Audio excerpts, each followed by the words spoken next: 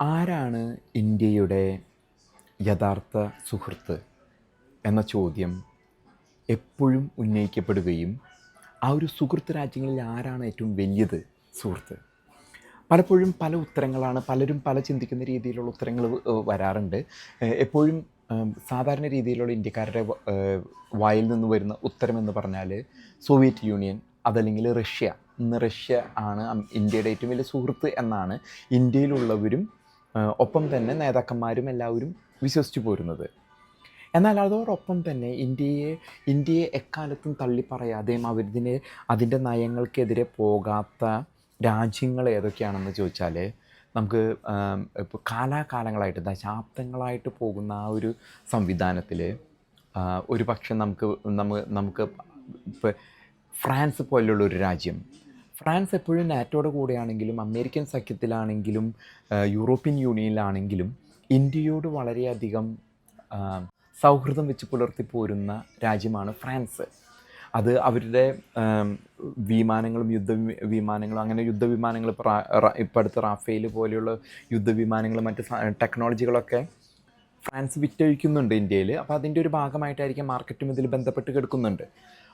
അതോടൊപ്പം തന്നെ എന്നും എല്ലാ കാലാവസ്ഥയിലും ഇന്ത്യയോടൊപ്പം നിൽക്കുന്ന ഒരു സുഹൃത്ത് എന്ന് പറഞ്ഞാൽ UAE, യുണൈറ്റഡ് അറബ് എമിറേറ്റ്സ്.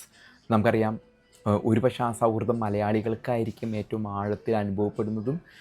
ഒപ്പം തന്നെ മലയാളി മാറ്റമുണ്ടാക്കിയ ഒരു രാജ്യമാണ് UAE, പ്രത്യേകിച്ച് Dubai, Abu Dhabi, Sharjah, Fujairah, line, ഈ പ്രദേശമൊക്കെ മലയാളി കോട്ടയാണ്. അപ്പോൾ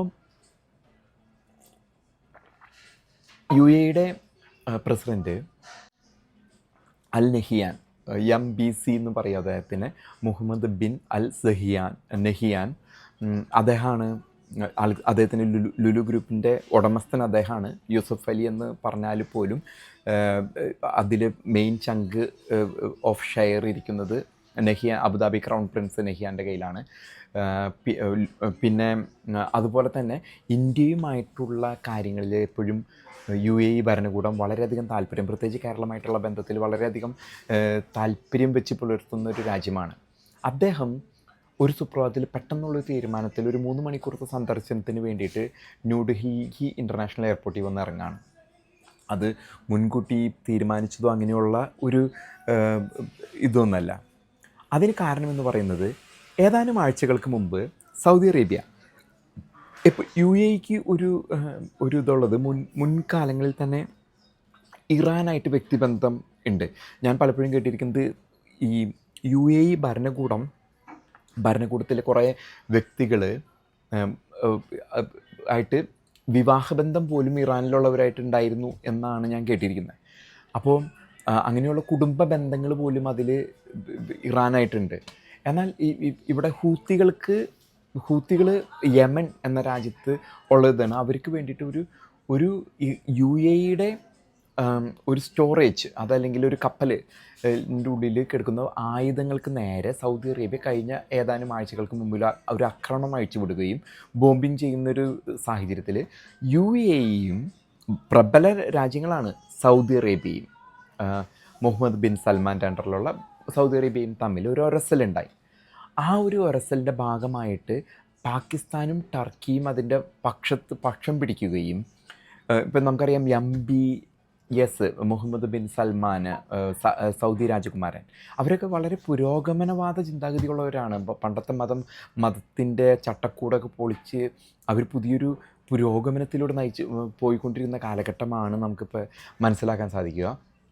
ആ ഒരു സാഹചര്യത്തിൽ ടർക്കിയാണ് ഇതിനൊക്കെ പ്രചോദനം നൽകി സൗദി അറേബ്യയും ഒപ്പം അതിനോട് ചേർന്ന് വന്നിരിക്കുന്ന രാജ്യമാണ് ഇന്ത്യയുടെ എക്കാല ശത്രുവുമായ പാകിസ്ഥാൻ ചേർന്നിരിക്കുകയാണ്. അപ്പോൾ അതിലേക്ക് ഒരു സഖ്യം, അതായത് അതിന് അറബ് സഖ്യം എന്ന് പറയുമ്പോഴും ഇവിടെ ഇപ്പുറത്തെ ഭാഗത്ത് ഒരു സഖ്യം ഉരുതിരിഞ്ഞു വരാണ്. UAE, India, Israel. അങ്ങനെ ഒരു സഖ്യം ഈ ഏഷ്യയ്ക്കുള്ളിൽ ഉരുതിരിഞ്ഞു വരുന്നു എന്നുള്ളത് വളരെയധികം പ്രാധാന്യത്തോടു കൂടിയാണ് എല്ലാവരും നോക്കി കാണുന്നത്. അപ്പോൾ ഇന്ത്യയുടെ സുഹൃത്ത് എന്ന് പറഞ്ഞ, കാരണം ഇപ്പോൾ ഖത്തർ രാജകുമാരൻ വന്ന ഖത്തറാണെങ്കിലും സൗദി അറേബ്യ ആണെങ്കിലും മറ്റേത് രാജ്യങ്ങളാണെങ്കിലും ഒരു ദൂരപരിധി വെച്ചിട്ടാണ് ഇന്ത്യൻ സർക്കാർ ഇടപഴകാറ്. അവിടെ വേറെ ഇന്ത്യക്കുള്ള സഖ്യം എന്ന് പറഞ്ഞാൽ ഒമാൻ, മസ്കറ്റായിട്ടുള്ള ഒരു സഖ്യമുണ്ട്. പിന്നെയുള്ള സഖ്യം എന്ന് പറയുന്നത് UAE ആണ്. ഏറ്റവും ഇപ്പം ഈ ലോകത്ത് ആകമാനം എടുത്ത ഒരു ഇന്ത്യയുടെ സുഹൃത്ത് എന്ന് പറഞ്ഞു കഴിഞ്ഞാൽ ഒരു പക്ഷേ 2-3 രാജ്യങ്ങളിൽ ഒന്നായിരിക്കും UAE. Soviet union, France, UAE പോലെയുള്ള രാജ്യങ്ങൾ. എന്താണ് ഏഷ്യയിൽ സംഭവിക്കാൻ പോകുന്നത്? ഒരു ചേരിതിരിഞ്ഞുള്ള ഈ പോക്ക് എവിടേക്കാണ്? കാരണം ഇപ്പോൾ വലിയ കക്ഷികൾ, ഇപ്പോൾ China, America, Soviet union, Russia, European union, NATO, ഇതൊന്നും ഇതിൽ ഭാഗമല്ല. എന്നാൽ പ്രാദേശികമായിട്ടുള്ള ഒരു ചേരിത്തിരിവ് അത് കൂട്ടുകൂടുന്നു. 2ാം ലോക മഹായുദ്ധത്തിലുണ്ടായത് ജർമ്മനി, ഇറ്റലി, ജപ്പാനൊക്കെ പാടി കൂടി ഒരു ഗ്രൂപ്പ് ഉണ്ടാക്കി. അമേരിക്ക, ബ്രിട്ടൻ, ഫ്രാൻസ് ഒക്കെ പാടി കൂടി വേറൊരു ഗ്രൂപ്പ് ഉണ്ടാക്കി. അതുപോലൊരു ഗ്രൂപ്പ് ഉരുതിരിഞ്ഞു വരുന്നതാണ് നമ്മൾ. അത് സൈനിക സഖ്യമാണ്. അതായത് പാകിസ്ഥാനും സൗദി അറേബ്യയും തന്നെയുള്ള ഇതെന്ന് പറഞ്ഞാൽ ഏതെങ്കിലും ഒരു രാജ്യം ഇതിലേതെങ്കിലും രാജ്യത്തെ ആക്രമിച്ചു കഴിഞ്ഞാൽ ഇവർ തിരിച്ചടിക്കുമെന്നുള്ളൊരു ധാരണകൾ പോലെയാണ്. അതിലേക്കാണ് ടർക്കി എപ്പോഴും ഇസ്ലാമിക തീവ്രവാദത്തിന് ചുക്കാൻ പിടിച്ചു കൊടുക്കുന്ന ലോകത്തിലെ ഏക രാജ്യമാണ്. സുന്നി രാജ്യങ്ങളായിരുന്ന അറബ് രാജ്യങ്ങൾ, GCC രാജ്യങ്ങൾ അതിൽ നിന്ന് പിൻവാങ്ങിയപ്പോഴും തുർക്കിയിലെ എർഡോഗനാണ് ഇതിനൊക്കെ തീ വെച്ച് കൊടുക്കുന്ന ആൾ യൂറോപ്യൻ യൂണിയനിലുണ്ട്, നാറ്റോയിലുണ്ട്, എല്ലാത്തിലും ഉണ്ട്.